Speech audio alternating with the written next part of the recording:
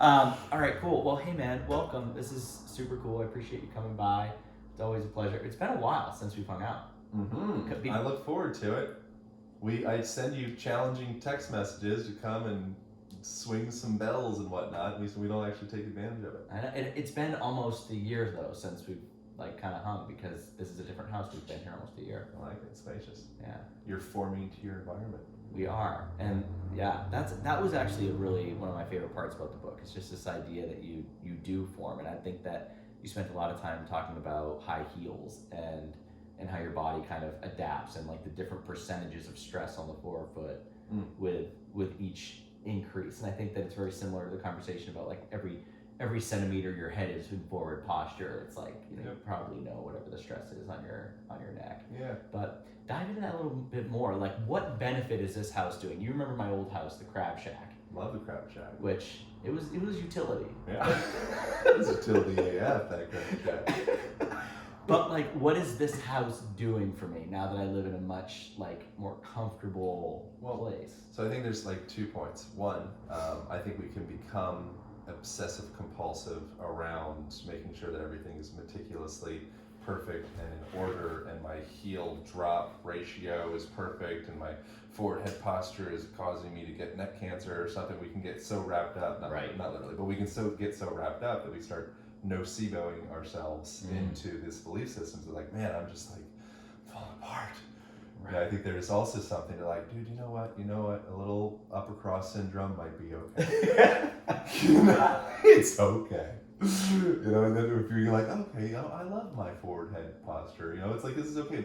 That might be just the thing that you need to relax your nervous system enough for your body to calm down and come into a more balanced state. But as long as you are just drilling yourself with all the perfect, immaculate conceptions of health, and I have all my supplements and I have perfect regimen, it's you may very well be stressing yourself out at a nervous system level through living this immaculate lifestyle. So I think there's also value to a lot of the people that, a lot of the healthiest people that I've come across in the world are, folks that do maybe slackliners or surfers or world travel or whatever, people that I'm wow, you got a six pack and you smile all the time, and you're you don't know anything about health. Yeah, right. You're any of the you're just no, I'm just living my life. Right. Okay, cool. There's some wisdom there to kind of letting go. This is wrapping back to the intro, not overthinking the intro is what I'm trying to say. Yeah. No, but I'm totally with you. And I think I just had a call yesterday with somebody that has a lot going on, and there was this there's so many of those things going on. There's so many things to keep on and to check up on, and to wonder how I'm doing with this, and how is my illness improving, is this improving. And it's at some point, just go live and let it chase you. Don't worry about quantifying it right now. And I think I would love you to go into more detail. As an example, I just spent a couple of weeks in Iceland basically hibernating, basically sleeping. And the Aura BioStrap data was insane. And I was super psyched about it, because I'm getting 4 hours of deep sleep or whatever the number was. But when I came home, I haven't worn any tracking of any kind since. Because I've definitely noticed when I get up in the morning and I don't have something to check, this is when you walked in the door, what we started talking about. I definitely think, because good or bad, there's a judgment, there's a thought, there's your mind can kind of run away with you, right? Yeah. So talk about that idea, it's healthy till it's stressful, and if we focus too much, we can actually push ourselves in the wrong direction. Yeah, the whole quantified self thing, I think, is great when someone's so far off track that they just need some quantification to say okay, ideally I'd be at this arbitrary number of a 9, but I'm happen to be at a 6, and here's why. Right. And so having a week or 2 weeks or whatever time frame to just give yourself some baseline, okay, cool, this is where I'm at. I think that's really valuable. Yeah. And then the primary issue with many of us is, I just did an interview with Dr. David Perlmutter, who's he's great. His most recent book is called Brainwash. He did it with his son Austin. Okay. And it just gets into our kind of addiction to technology, which is a very common conversation. I'm not going to beat the horse with that. But we're so in our cell phones. Right. And speaking of how does our environment form us, circling back to that, our eyeballs and our autonomic nervous system gets formed by what we look at. And so for the most part, most of our lives, we're doing, eye yoga all day long. We're dancing with the range of motion of our ciliary muscles, and the lens of our eye contracts and expands based off of the distance that we're perceiving images through. So when you look out into the distance and exercise your panoramic vision, you're calming those eye muscles, which sends a signal through your autonomic nervous system to relax. So if you're adding a new health factor into your life that puts you deeper into your cell phone, and now you actually have more reason to be in your cell phone because it's in the name of health. Right. I think it's like a big joke.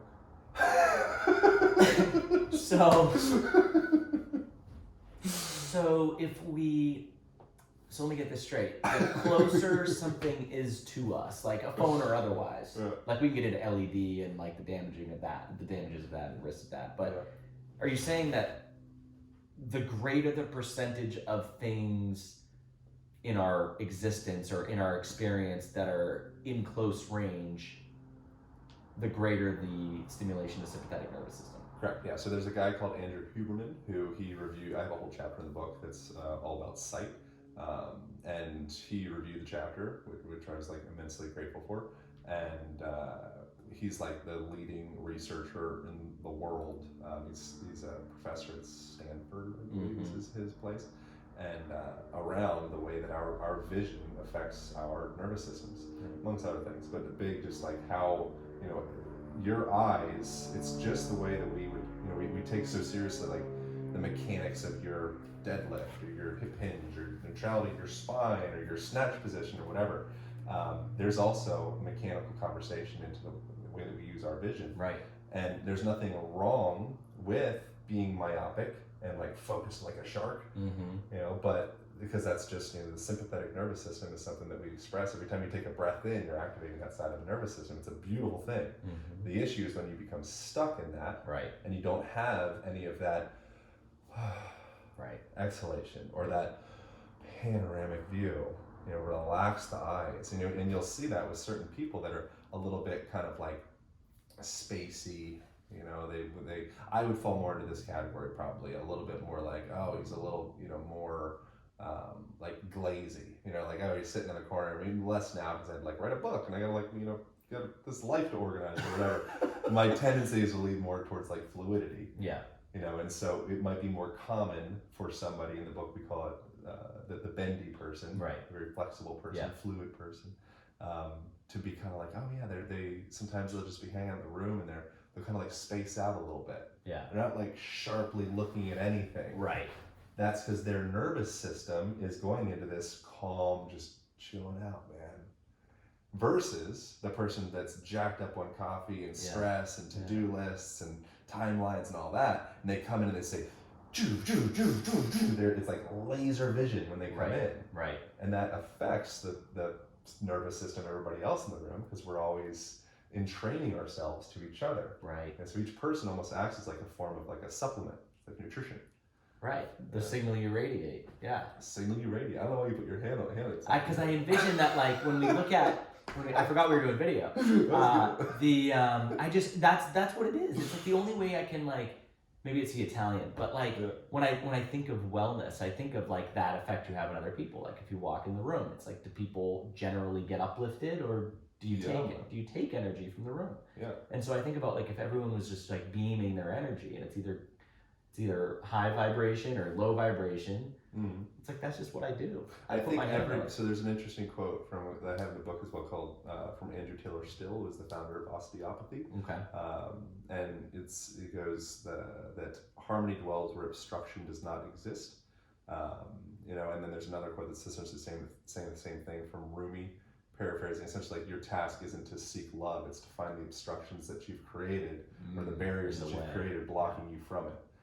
So when you go into a room, oftentimes we're so bound up in our own bullshit, and like the symptoms of our contraction from some kind of trauma, someone wronged me, I'm a victim, or this or that. And now you come in and you're carrying this toxic bag to pour your symptom, just like it's a flu,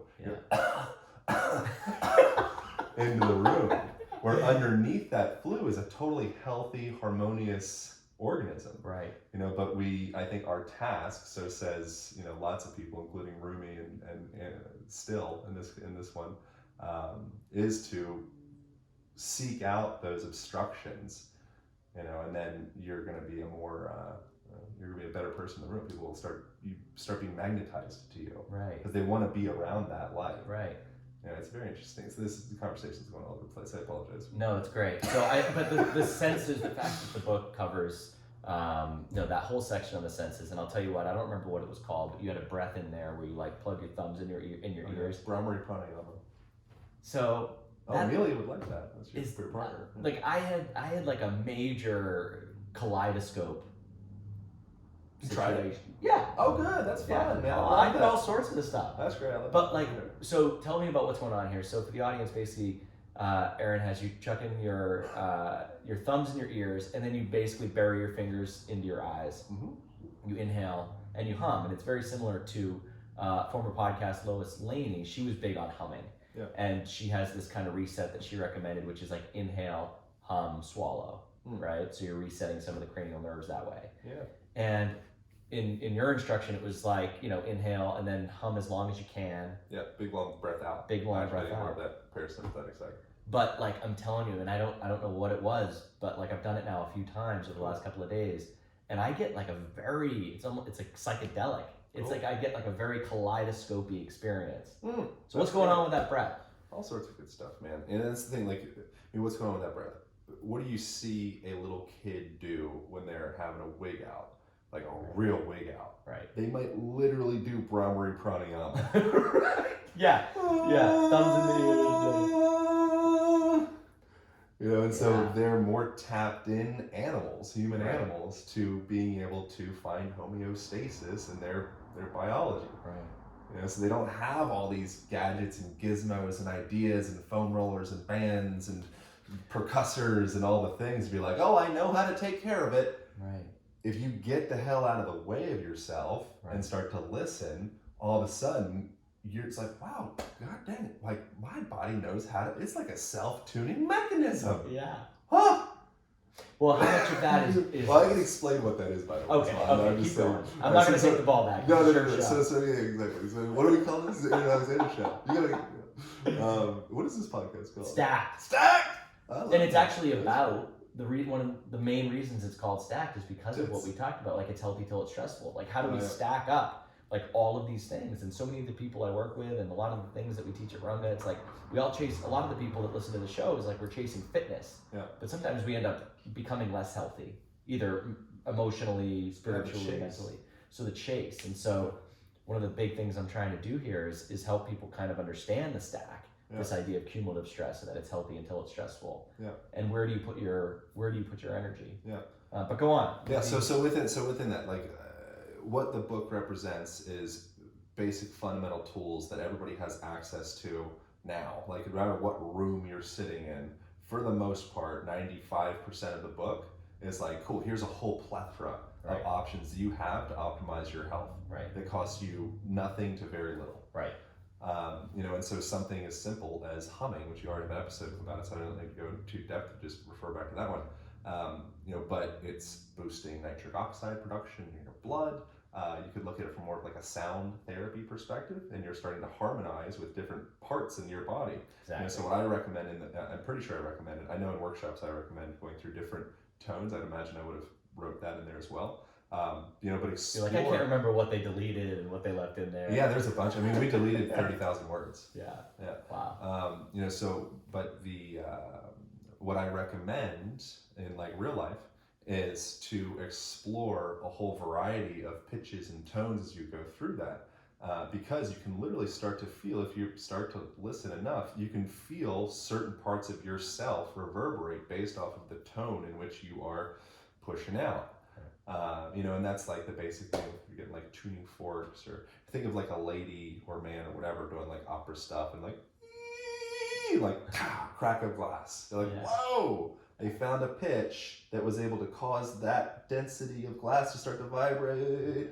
So you can do that within your own self. Right. And that gets into, so that's one part. Another part would be that long exhalation. Mm-hmm. So you're off gassing, and so you're literally putting yourself into that long extended parasympathetic state, and then also helps you with being a little bit more effective with your breathing patterns in general. So if you're like an over breather, which Patrick McEwen was kind enough to have reviewed the whole nose breathing chapter, which I'm very grateful for. Yeah, it's great.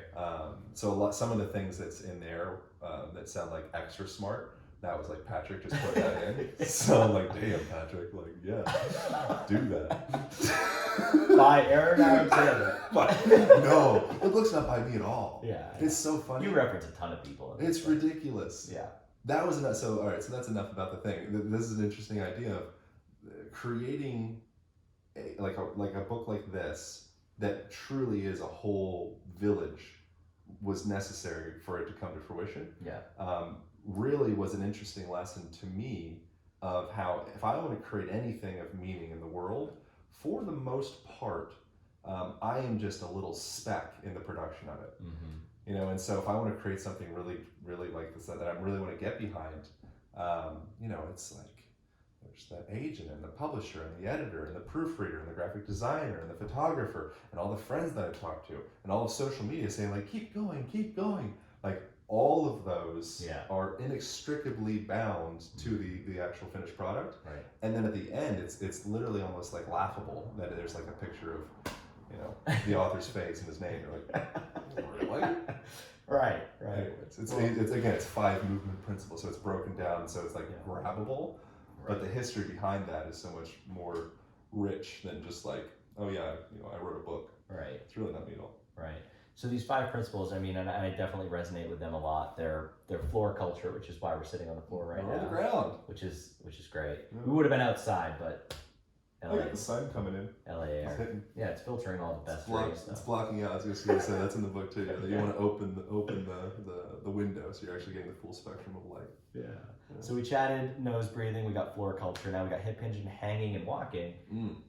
I was most curious on hanging because I think that's kind of the one thing that we need some kind of apparatus to help support, right? For the most part, right? Yeah. But what is hanging doing for us? I talk a lot about walking on this show and the stuff I do, and I think that. I think it is amazing and dive into it, but how did you choose hanging and then hip hinging? Just because I wanted things that are absolutely doable, tangible actions that you're pretty much already almost doing, but not quite. Right.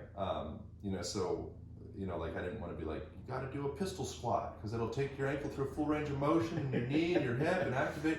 I'm like, that's cool for like 14 of us. Yeah.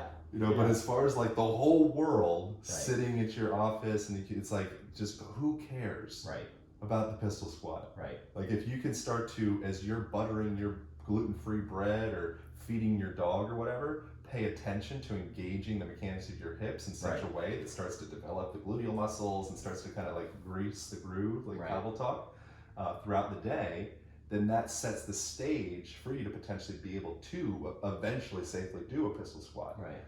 And so what I care so much more about communicating to is the people that are, like the everyday person.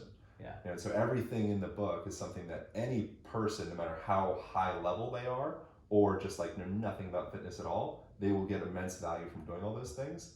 And it's like they're practically already almost doing them. It's like the analogy I used in the beginning is like, think of, this is a great analogy for just life in general, but you think of like, if a golfer is there swinging a club, that face, if it's just shifted even just a centimeter, at first you don't really see any difference with the trajectory of the ball. Yeah. So for the first 20 yards, like, oh, whatever, hit a golf ball, great, it's going out. And so, but then after 60 yards, 100 yards, whatever, it's like, oh, okay, wow. Like the way that you hit that ball and that guy hit that ball is like completely different. So if we can start to bring that same common sense principle into like, oh, the way that I sit at work and stand in conversation and, the rest of the principles in there, just the way that I inhabit my body throughout the day, we might not notice a tangible change unless we're sensitive to watching that on an immediate level. But let's talk in 5 years. Right. Like, oh, okay, cool. 100 yards later, you're like, whoa. Yeah. That culture that was on the ground regularly throughout the day, because it's just a part of their mold, their system. They don't have incidents of osteoarthritis in the hips. Right. Crazy. We spend millions of dollars on that. Yeah. You know, it's like, Yeah. oh wow, the knees, like, yeah, they just function. Arthritis stuff, no surgeries, back pain, like, yeah, like super low. Fall risk for elderly, not even a thing. Right. It's like, crazy. It's so crazy because we literally invest billions of dollars into these issues, but it's because we're addressing them once the ball's 100 yards out as opposed to looking at it now. I love it. I couldn't agree more. And I think now it's like the old, like, don't squat, it's bad for your knee recommendation from docs or whatever. And I think you can back to probably a sick doctor. Right. If you like look at their squat. Right. It's like, don't squat for my knees. Because I'm too far. Right. But I think that's an important point. And even looking back to the pistol squat, like I can pistol squat with the best of them. Yeah. Because I have short legs. The mechanics are great for it. Yeah. You're a great gymnast. But a lot of the people that are pistol squatting, they were born with that pistol squat. Maybe they maintained it. Yeah. But it's very hard to learn if you don't have the right tibia length and all this other stuff. Yeah. But as it relates to squatting, I think it's so funny because we're born. I mean, look at any 11-month-old, right? Any maybe 13-month-old. Like they're perfectly squatting, right? They literally have facets on that's in the book too, and on their tibia. There's little like disc space for the ankle to actually go through a full dorsiflexion, a full range of motion with that into a deep squat. Right. It's like it's literally a part of your genetic coding. Right. It's like your body's like, cool, like the organism's ready to squat. Yep, thing's ready to squat. Okay, get him out. Yeah. Get him into the world. Right. And then we start to slowly lose that only because we abandon it. Right. That is the reason we lose our health. We abandon our health. Right. It's not a conscious decision because we just at the whim of we're dust in the wind, and like Terrence McKenna, he's got a quote, again, we're paraphrasing, but essentially like, culture isn't your friend. Right. Culture isn't on your team. Culture presently, and large, this is going to get a little tinfoil hatty, but our culture in large part, the zeitgeist is run by the powers that be, which in large part are the Coca-Colas and the Amazons and the corporate structures that have the most power, the Googles. In the end, for the most part, they're looking at the bottom line. That bottom line doesn't have that much to do with the osteoarthritis that's manifesting in your hip or the lack of your physical autonomy. In fact, that ends up being actually lucrative for them because now all of a sudden you can pay into that. Right. So the sooner that you can start to take control of your own health, as opposed to giving it to Google or Coca-Cola. Anyway, this is stuff people listening to this, they all know this already, I would imagine. I mean, but it's fun to hear. Keep going. I was wondering if you were going to jump into vegan diets. But but I think now this is a great kind of jump off point just for some recommendations, because I know in the book you dive a lot into kind of bridging the gap to a minimalist footwear, right? Yeah. To a minimalist shoe. Yeah. And I think that's one of the big things. If we remember, whenever it was when the 5-finger shoes came out and it was like the best thing in the world, and Born to Run had just come out and then everyone got hurt, right? Because everyone tried to do it way too quickly. There was less incidence of pregnancy once the 5-finger shoes came out, though. What? It's just like a joke because people don't want to sleep with you if you're wearing 5-finger shoes. It's not that funny. I was like, I'm interested. I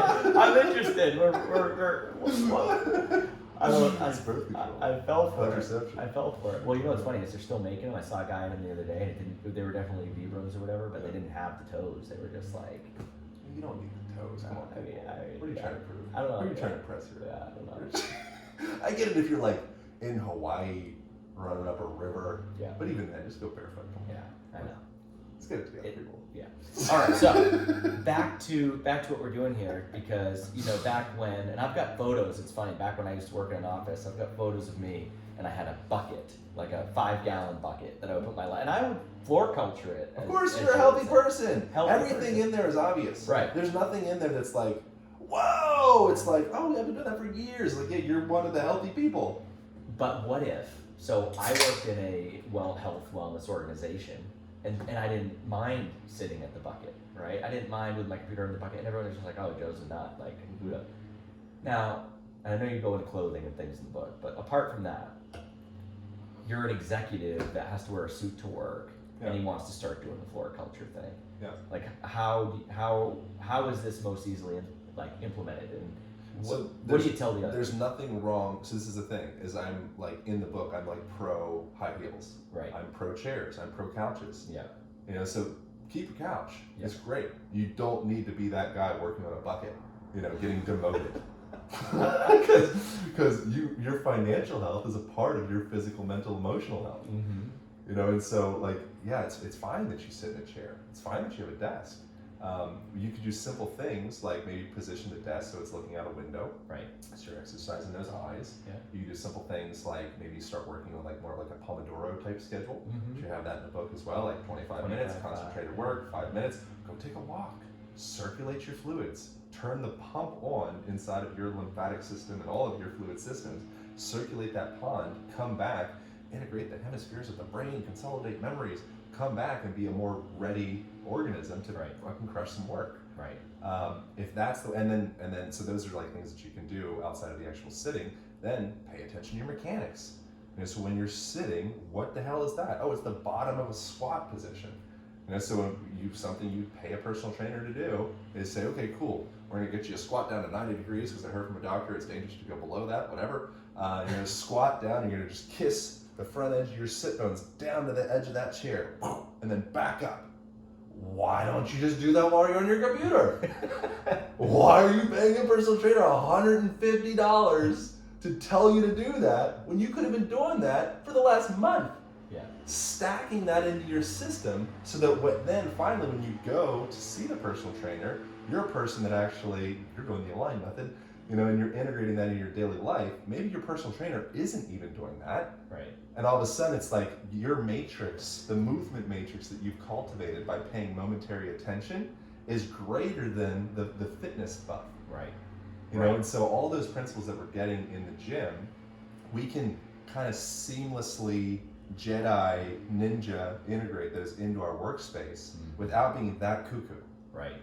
Putting your desk so that you look out a window is not insane. Right. Sitting in a chair so that you're actually stacking up your pelvic floor and your respiratory diaphragm and you're stacking your levels just as though if you were like a building. Yeah. And then if that's, you know, like, hey, I can't do that for so long because I'm getting tired or whatever, that's fine.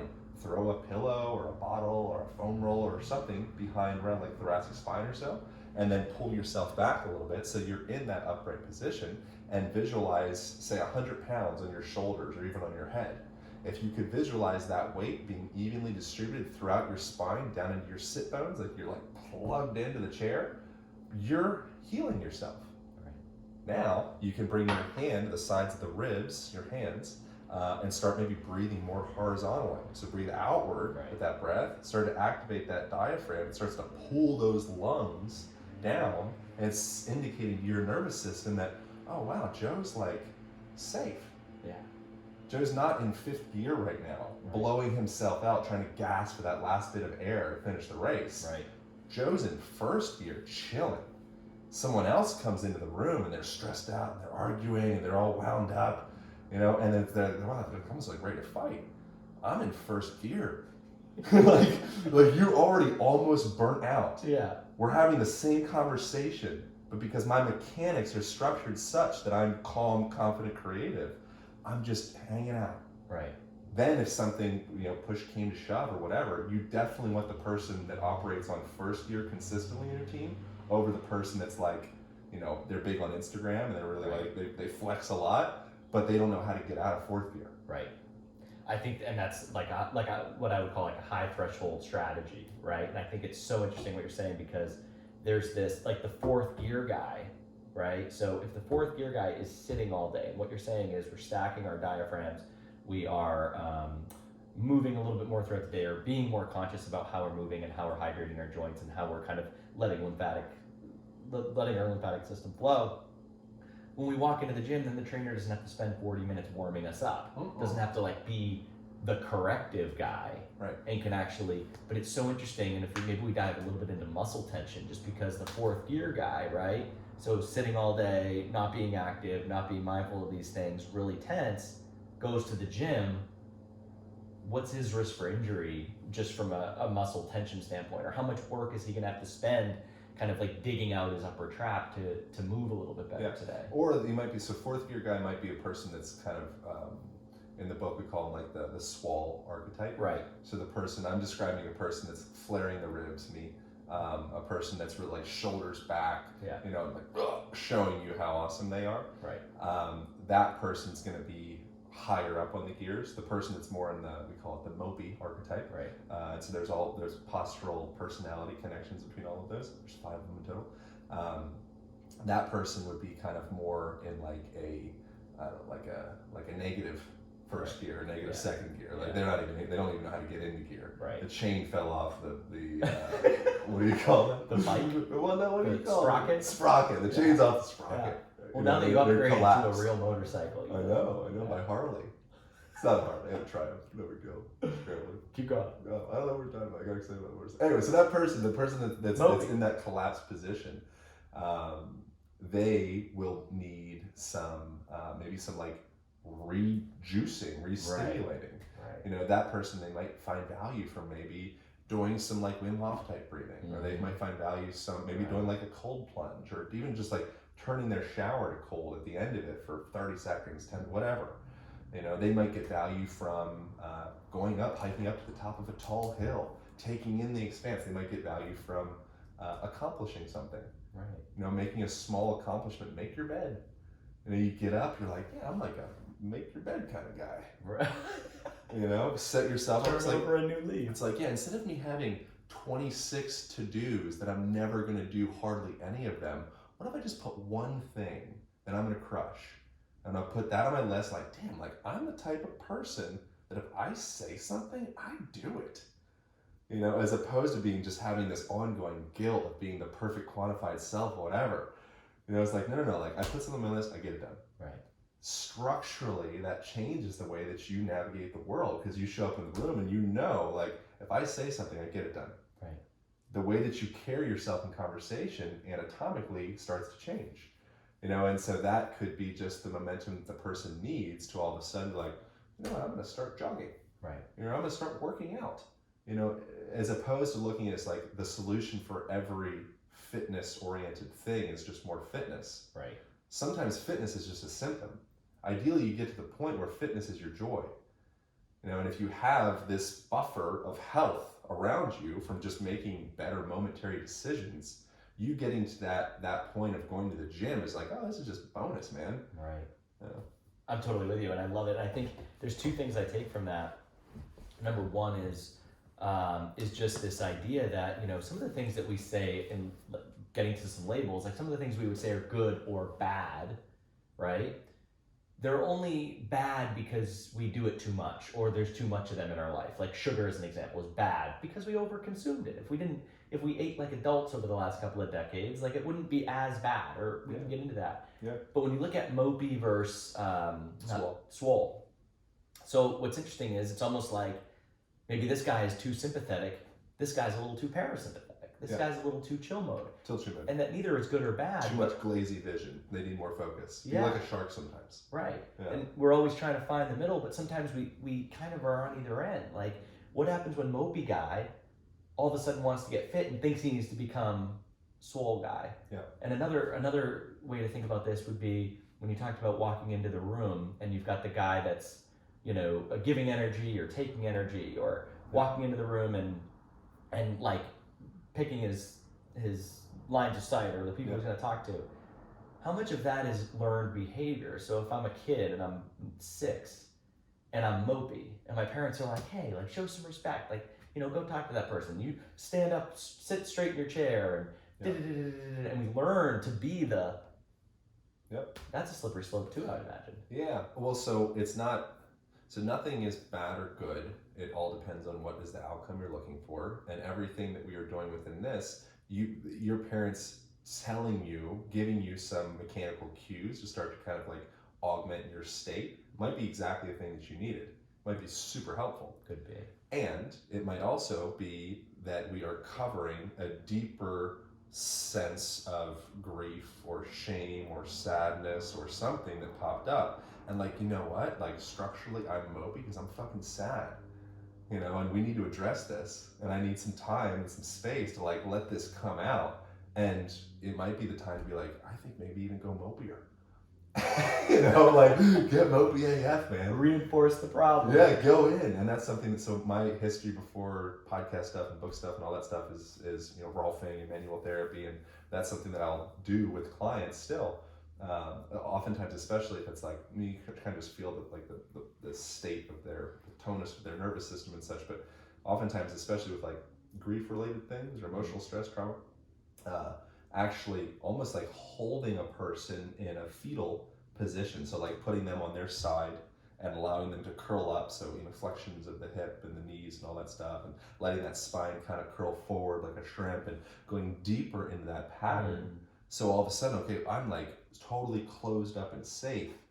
Now it gives me the spaciousness and the safety to feel like I can start to access some other more deeply held bounds that have, manifested themselves whenever they did. But now I feel this container. Maybe I have a heavy blanket on me as well.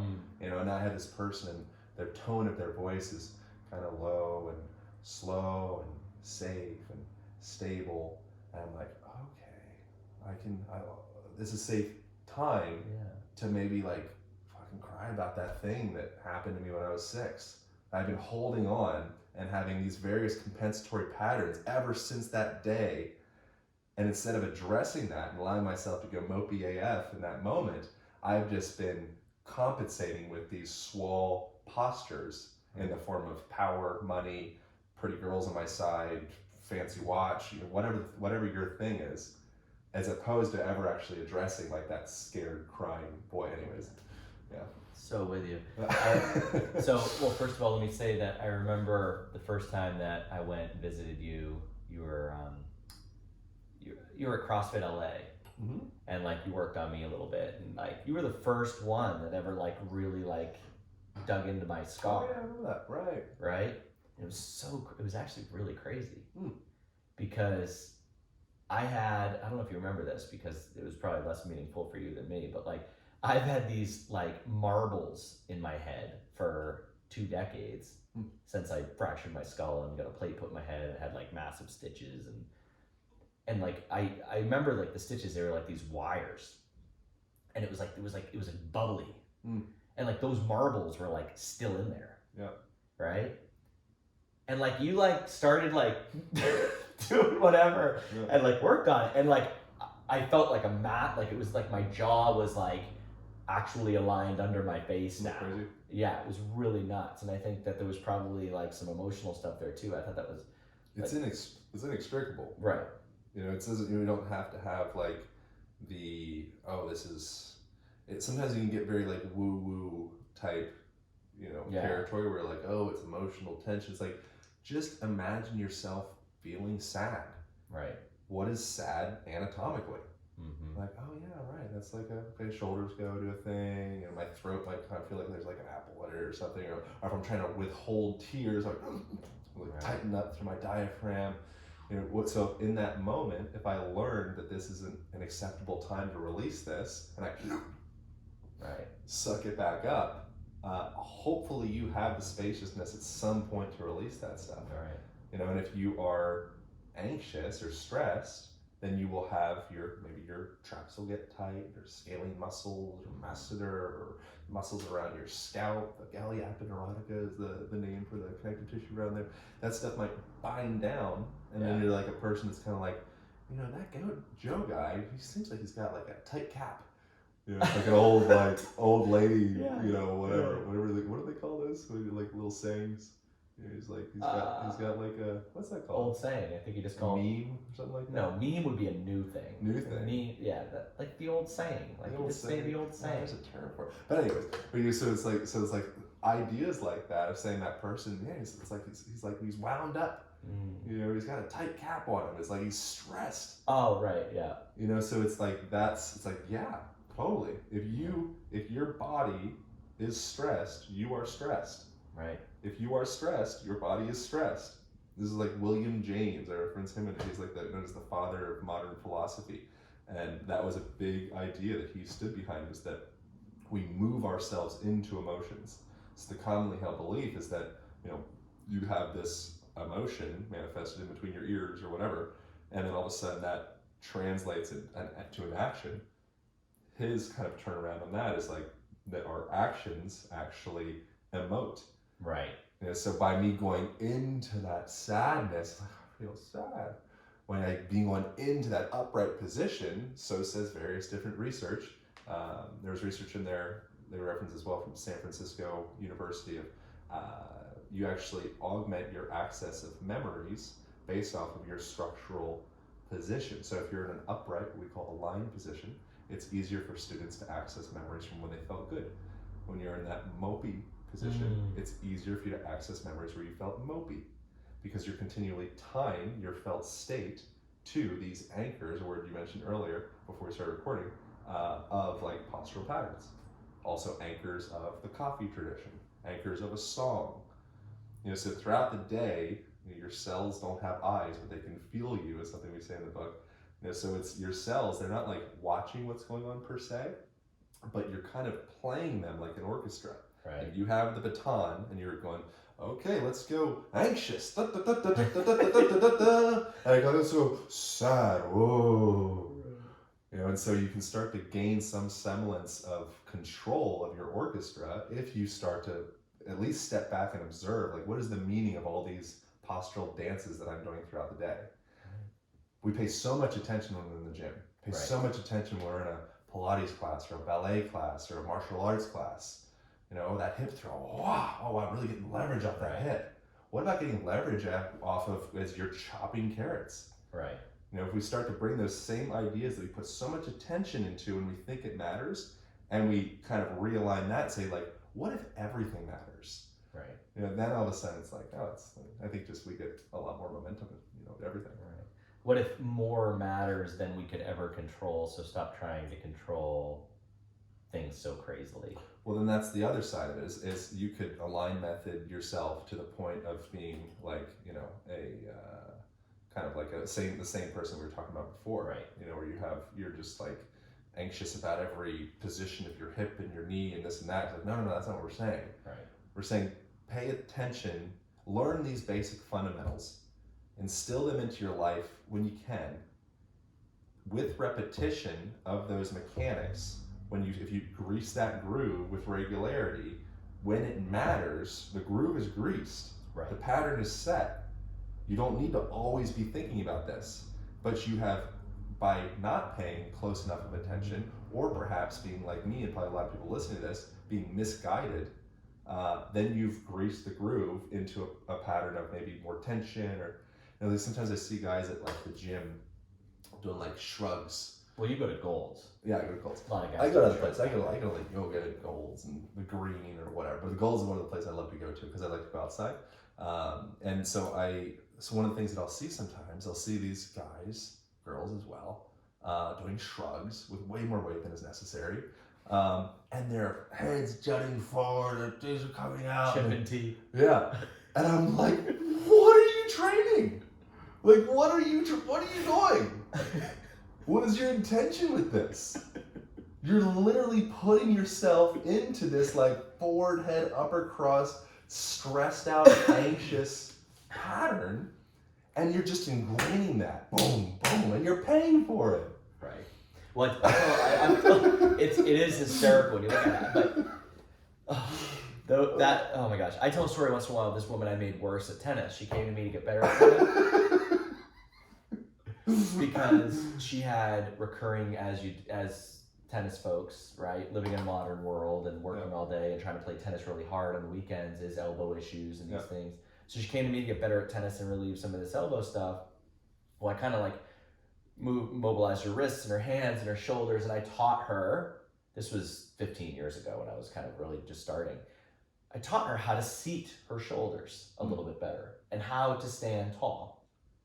And then she was trying to do it at the speed of competition. Right. And like the ball would be coming at her from like Roger Federer, and she's like, don't do that. So she was all of a sudden, it was like Mr. Roboto on the tennis court. Yeah. So that's where it's almost like you said, like your cells are this orchestra that you can't really control all that well, but like they know what they're doing. Yep.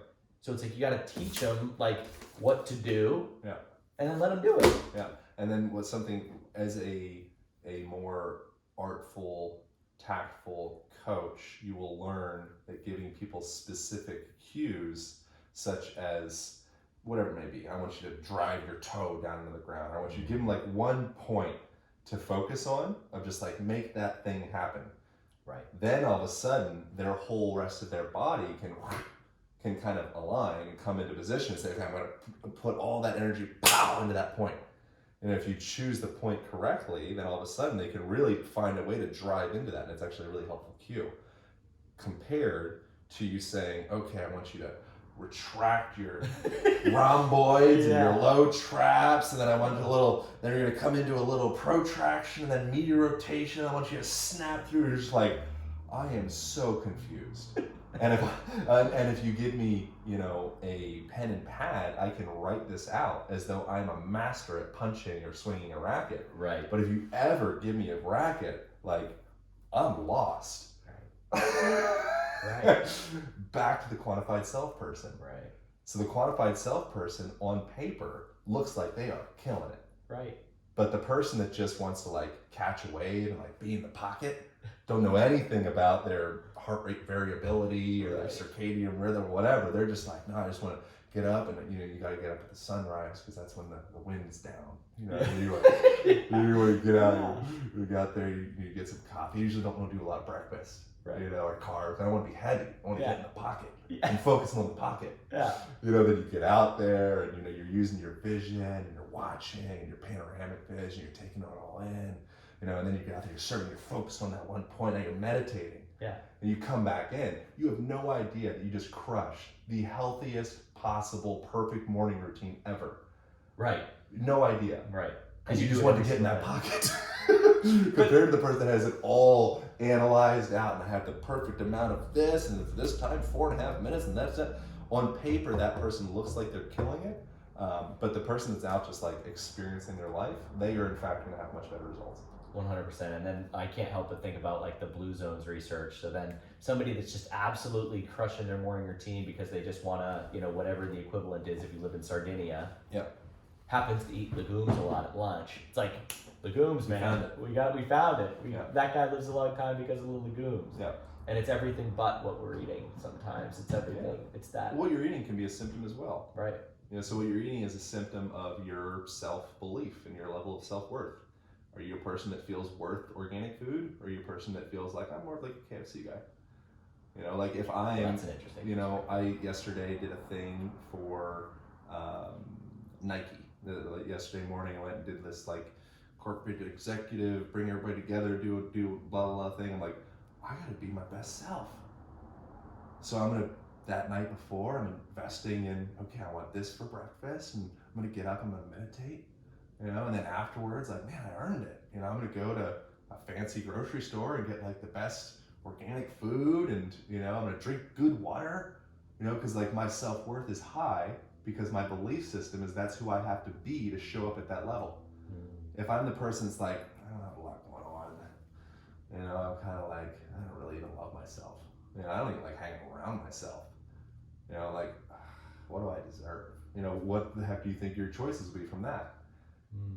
So food is symptomatic based off of your own self-belief, as is your fitness. So we're putting so much energy into, it's the lycopene, or it's the perfect amount, your 5-HTP, it's like, dude, most of those things can be drawn back into, your identity structure, who you think you are. That's pretty profound. It's pretty awesome. Well, because I think that it goes back to like this, almost like chaos theory. Like you can never just change one thing. So someone's eating a certain way because it's the way they identify themselves, as you say. And they wonder why they can't stick with a diet. They wonder why they can't, because there's this massive thing where there's so many pieces, there's so many vacuums attached to food in some cases, right? If it is either reinforcing our self-worth or it's also a crutch to compensate for issues with whatever attachments we have to food.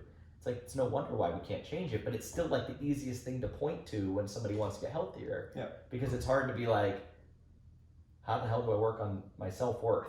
Yeah. And I think the way that you work on your self-worth is you make better momentary decisions. All right. So how do I work on my golf stroke? I keep landing in the freaking rough. You're like, well, have you looked at the angle that you're hitting the ball, or are you continually addressing the stroke 100 yards after the hit? Right. So if you can make small little momentary decisions now that seem borderline meaningless because they're so flippin' easy, right. Then all of a sudden those start to aggregate and you have real momentum.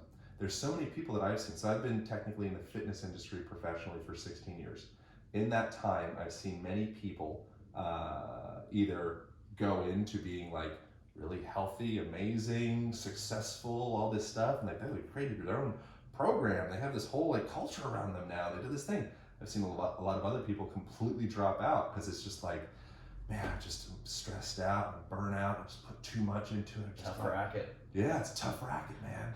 That's my belief. This is tough. Yeah. And I think that that's like the thing that I see that's different. Sometimes the people that are going to be the most successful do not seem like they're doing the most kind of grand finale firework stuff all the time. They're just consistent. Right. People like that. So like you're good with like, you know what, like I'm not that fancy, but I'll always be there. I'll always show up. Seriously, it's a valuable trait. Yeah. And what you'll see is a Joe D in 10 years, he'll still be marching. Right. He's like, I'm still consistent with it. I'm doing my kettlebell stuff, I'm on my bike, I'm doing the coffee thing, I'm like water, I'm getting up with the sun, I'm good in my relationships, I'm like, I show up, I'm bright, I don't burden people with shit. That makes people want to hang around me. It makes people have like more of like appreciation for me as opposed to like avoidance of me. Right. That person in 10 years is going to be a valuable member of the tribe. The person that's just trying to front, and trying to show people this and that, is always kind of essentially on the edge of burning themselves out. They're in fourth gear. They don't even know how to access, second level first. Yeah. That person will appear to be like, wow, they are going to crush it. Yeah. Like, look at them. Look at their growth. Wow. Like in 6 months, look at how many new followers they have on Instagram. Right. Meanwhile, they're like killing themselves inside because they're not actually addressing some of those maybe more foundational things. Not to say that a person that has fast growth is that. I just think that consistency is gonna be the thing that trumps flash in the pan stuff. Well, I appreciate that, man. That was really cool. Yeah. Kind words. I mean it. Yeah, thank you. You haven't been here in a year, so it's just... Well, yeah, right. Well, I get to see progress. No. We bump into each other all the time. I get to come back and I have the progress report. Yeah, man. No, it's great. It's great. Thank you. It's a big thing, man. If you're a person, I think a lot of people many people deserve a pat on the back that think that they don't. But if you can look back, it's not just a given that you're going to progress in this life experience. Right. Like you might look back 5 years ago and say, wow, like my best time in my life was when I played varsity football. Right. In high school. There's plenty of those around. Fuck yeah. And if that's the case, I'm like, okay, probably not going to get invited to the dinner party. Like you're probably not the guy. Right. So if you're a person that you can see consistent progress every year, consistent progress, I'm better than I was, every day I'm better than I was, Mm-hmm. Just like a little itsy bit, I think that's a huge deal. Yeah.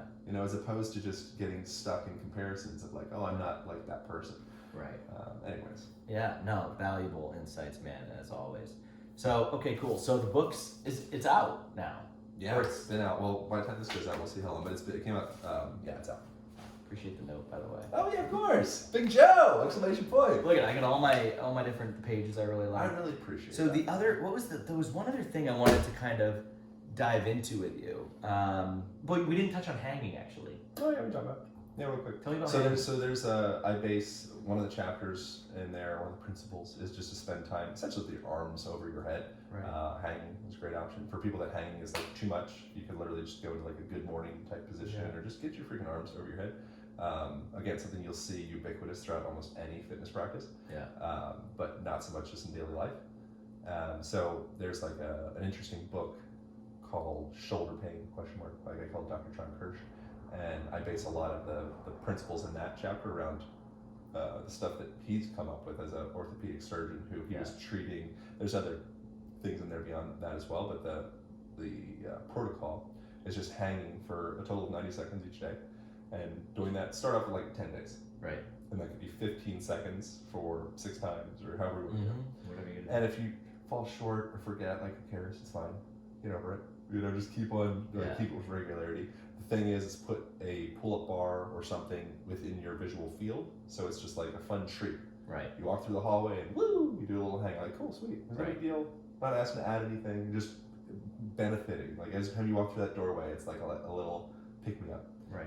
And what Kirsch found was that patients that would come in for shoulder surgeries, because they had this chronic impingement and pain, all that stuff, if they would just start doing what they, very depending upon your belief systems, likely their ancestors have been doing for millions of years, or not, it doesn't matter with your belief system, that the human shoulder girdle is still structured to brachiate, much better than a monkey, for example. So like monkey bars is a misnomer, they should be human bars or 8 bars.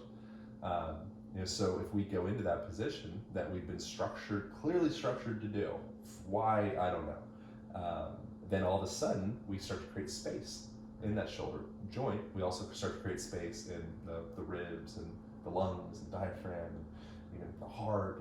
And it's literally, you're stretching open, elongating, decompressing all that visceral tissue, your guts. That's a healthier organism. A spacious organism is a healthy organism, or a spacious body. Right.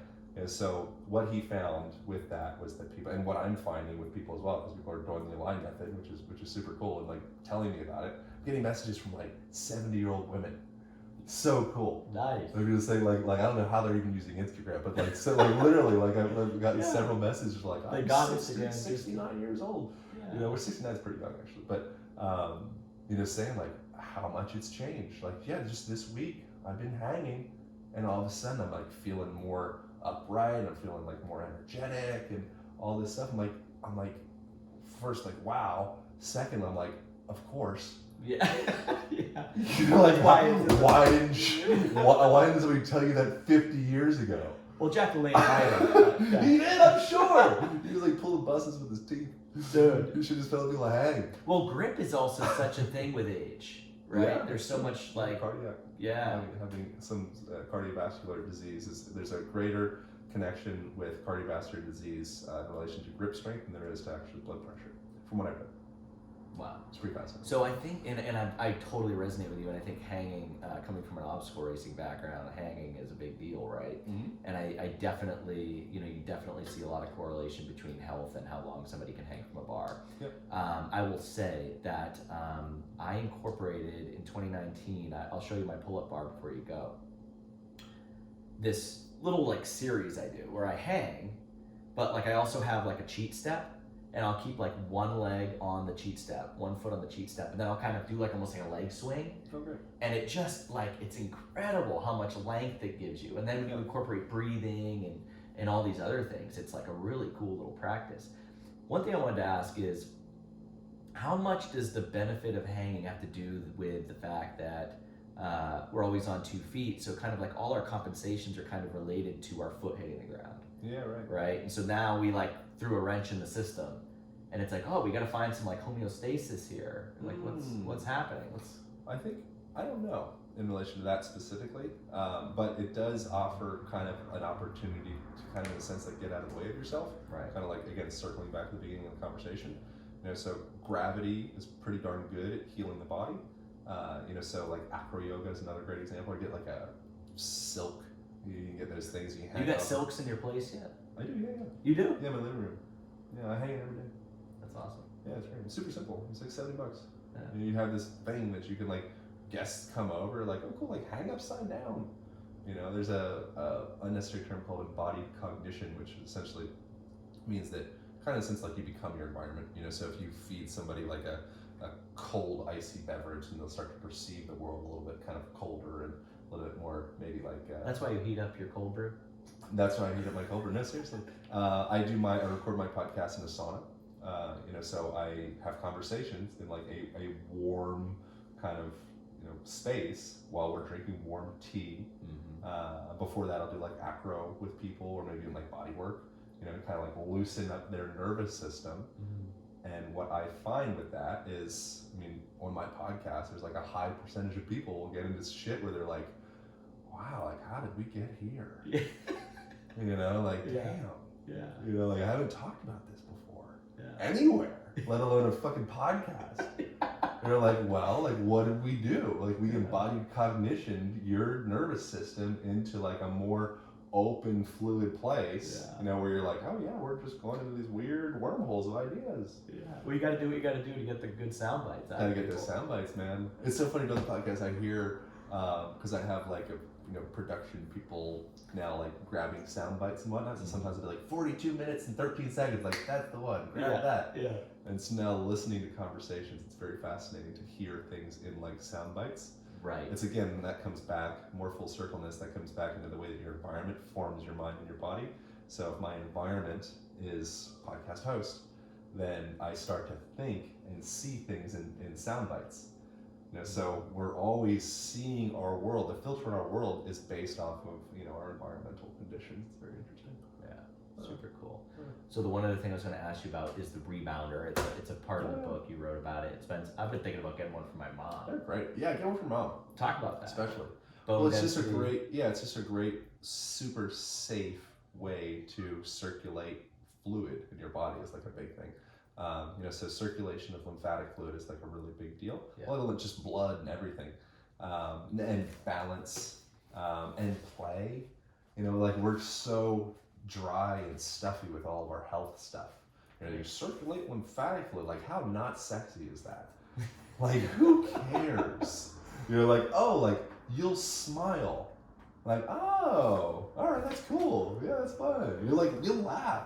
Right. People will come into your house and you guys will laugh together. Right. Like, that's serious medicine. That's serious physical therapy, mental, emotional therapy. So yes, it circulates all the fluids, makes you like a healthier, brighter organism, all that stuff. But I think it's just a great, fun, simple way to bring more like lightheartedness into your life. Yeah. You jump on your little rebounder while you're talking to the phone. It's the goofiest shit in the world. Yeah. Which I think is very healthy.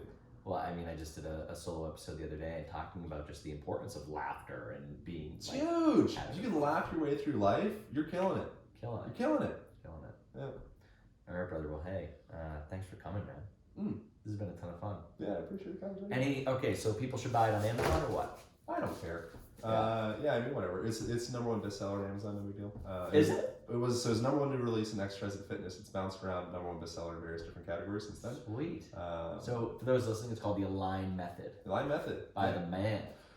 Forward by Kelly Starrett. He's interesting. He was the guy that got me inspired to start creating like video content and getting out of like being in my stuffy office working one-on-one with clients. Yeah. So that was like 6 years ago. I owe this book in large part to lots of people, but it was very humbling for him to have like wrote the foreword and whatnot, and he like read it as well for the Audible version. It was a very interesting, reflective experience to have this guy that was literally at one point, I was in my place in Bend, Oregon, just obsessing over everything that he did, idolizing, like maybe it's someday I'll be able to like give him a fist bump. I'll have some form of acknowledgement of this man. And now I was like, oh yeah, Kelly, like great, oh cool, yeah, I'll do the, oh good, yeah. It's like a very cool thing. So that would be an example of like what, it's a proper thing to step back and like be like, good job, Aaron. Whoever's listening now, like look back. There's probably things like that in your life right now that you can look back and be like, God damn, I'm doing a good job. As opposed to always being this ongoing zygarnik effect thing where I have to address the thing that's undone. Eventually you're gonna die, and you may have never like patted yourself on the back in this whole human journey. Right, there's so many things, and I mean, patting yourself in the back once in a while is incredibly beneficial for neurotransmitters and boosting your positivity and the energy you're putting out into the world, and and obviously commending other people and spending time with friends. And there's so many of these pieces of the puzzle that like we're so laser focused on, like hitting goals and objectives and moving on to the next thing. I'm tired of goals. Yeah. I'm over it. I mean, I still have goals, whatever, but I'm just like, meander with purpose. Yeah, there's all sorts of smart people said stuff like that. I agree with them. Oliver Berkman. Bingo. Good dude. Yeah. Well, thanks, Aaron. Hey, we'll link to the show notes. We'll link to the Align Band, which is another big part of the book. Yeah, people love that. It's been a really gratifying thing as well to see people like really digging this thing that I created 3 years ago. Now seeing it kind of come into fruition. Super cool. You like put it in the door jam. Yep. Yeah, and then there's an online program that goes with it, Align Method online program for people that are into like more video tutorial guide stuff. The first 7 days is free, so there's a trial for that, and podcast and Instagram, all that stuff. All right. Yeah. All right, Aaron. Hey, thanks, brother. Thank you. Take Appreciate care. it. Bam. Over and out. Later, guys. Hopefully I didn't fuck that up too much. Dude, it was awesome. Good. What time are we? 4:12. I had told this person I'd call at 4. Thanks, man. That's a really fun conversation. It's fun. I really enjoyed that experience. The coffee. It's amazing what coffee does to your mind. I came in here. I was all like.